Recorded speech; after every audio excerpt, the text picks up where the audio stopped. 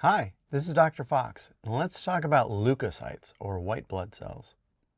In this video, we'll discuss the features, functions, locations, and relative abundances of the major types of white blood cells, or leukocytes. So let's take a look at individual leukocytes, find out a little bit of something about each of them so that we can have a great appreciation for these defenders. And let's start with the granular leukocytes, in particular that of the neutrophils, because they are our most abundant leukocyte. So they're about 60% of the circulating white blood cells.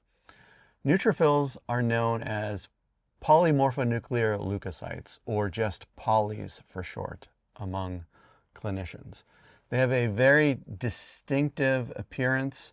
They are granular, so you can see little granules in them, but when you look at their nuclei, they have very many lobes to their nuclei. So usually between 3 to 5 lobes that you can see there. Let me erase that so that you can have an appreciation. So there is that.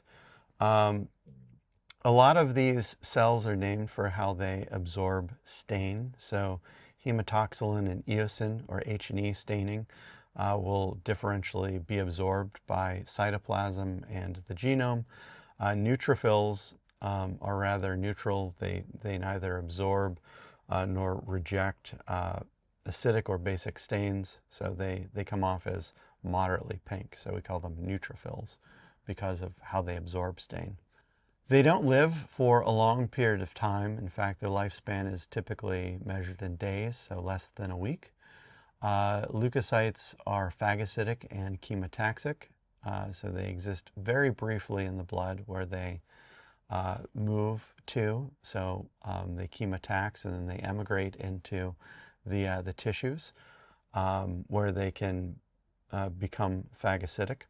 They can also degranulate, and what they degranulate or release from their granules is lysozyme, which is bactericidal. So an elevated level of neutrophils can be indicative of a bacterial infection. And they also degranulate non-specific granules, which are good against a variety of pathogens.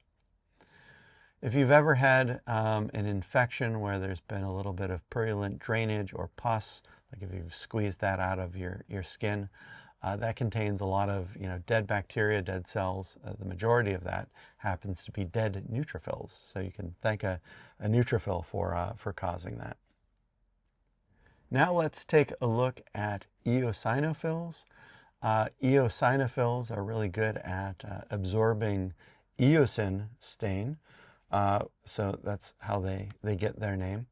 Eosinophils don't live all that long or circulate all that long. Their lifespan is also measured in days to weeks, more so than a neutrophil, so typically it's just under 2 weeks. They have limited capacity to serve as phagocytes, but they are able to chemotax, so they can move toward and then leave the bloodstream to go into the tissues, most often into the mucosae of the tissues. That's the area that's in contact with other bits of tissue. They are granular, so they can degranulate, and they can degranulate a number of different things.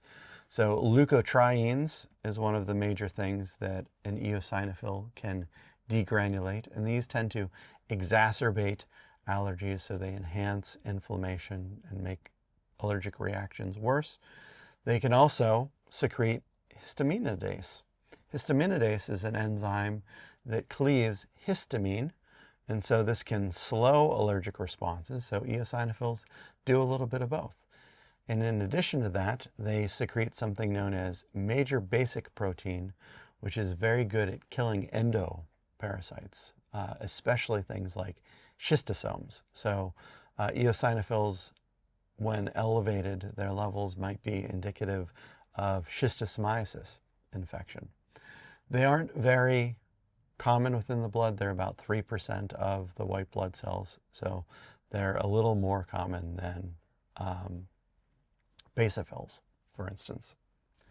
Those basophils are really good at absorbing basic dye, so they appear more purple in nature. Sometimes their granules will even obscure the nuclei. That's one of the ways in which they can be identified using light microscopy. They last a very long time. So previously we were measuring lifespan in days to weeks. Basophils will circulate for years, so they may be present for 1 to 2 years in the blood. They very rarely ever leave the blood to go into the tissues. They can be chemotaxic, so they can move throughout the body and be drawn toward infections. And when they degranulate, they'll release histamine, which enhances allergic reactions, heparin, which leads to bleeding or the movement of blood, among other things. Basophils, to play upon their role in exacerbating allergies, are what are responsible for the formation of IgE, so this is a specific type of antibody on mast cells.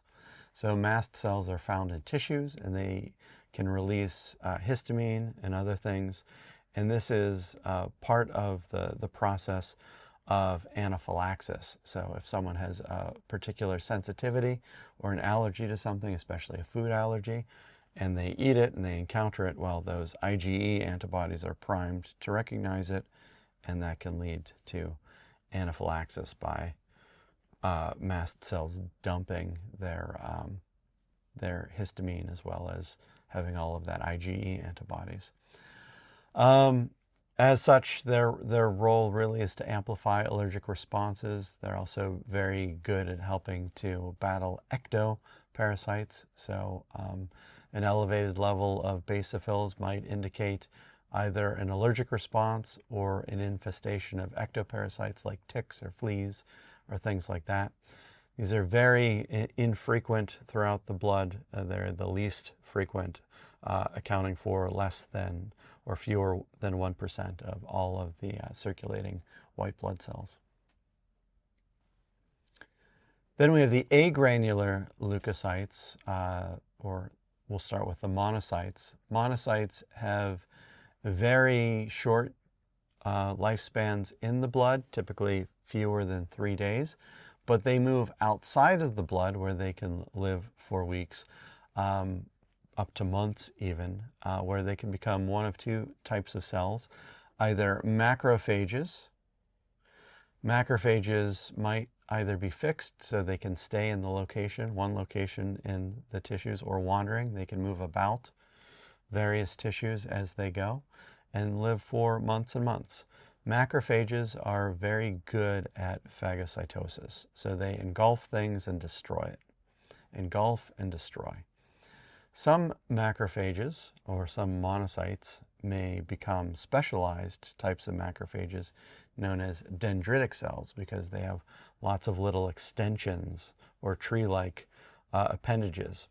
These are also present in tissues, and after they phagocytose something, they can put little bits of that pathogen on their surface, so the antigen onto the surface, and they can wander back into the immune system and present that antigen to various lymphocytes, so T cells or B cells, so as to activate the immune system against that particular cell.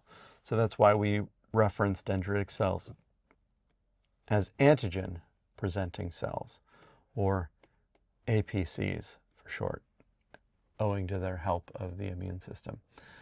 Monocytes, macrophages, and dendritic cells are about 10% of the white blood cells. Other agranular leukocytes include lymphocytes. These are cells that can be found in the blood, the lymph, as well as different tissues. Most are very important and are the basis behind acquired immunity. So you would receive a vaccine to boost your immunity and gain acquired immunity against particular pathogens.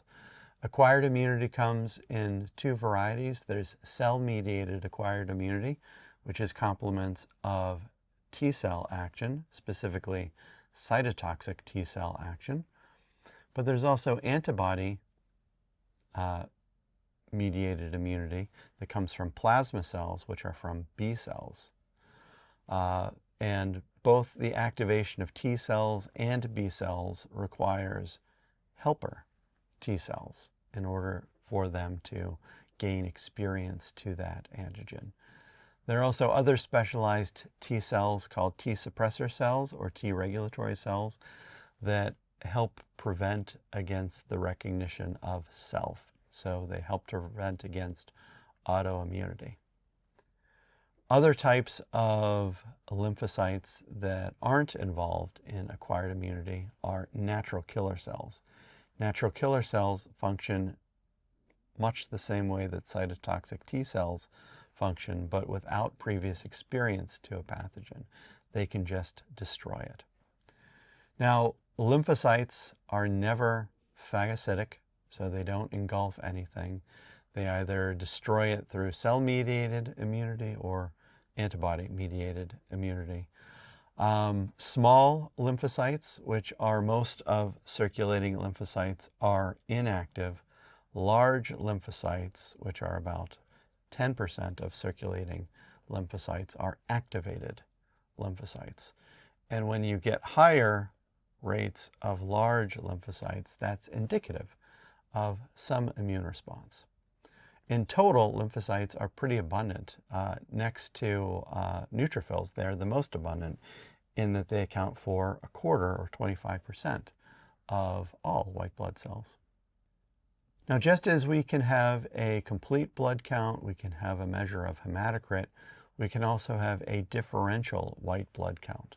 Now, elevated levels of white blood cells is a condition known as leukocytosis. With leukocytosis, you have greater than 11,000 white blood cells per microliter of blood.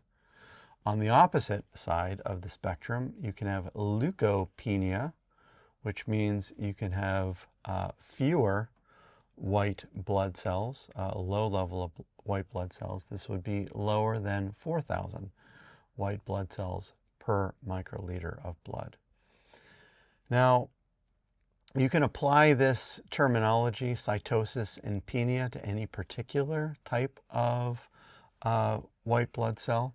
So you can have neutropenia or neutrocytosis, lymphopenia, lymphocytosis, monopenia, monocytosis, eosinophilia, penia, or eosinocytosis, and so on and so forth. Each of these can be indicative of different events or infections. I don't think that it's important that you learn any of these, or I should say memorize any of these, but definitely have a look over just to get a sense for what these different white blood cells do and if that jibes with their individual functions. So we've discussed the features, functions, locations, and relative abundances of the major types of leukocytes. Thank you so much for your time, and I'll talk to you in the next video.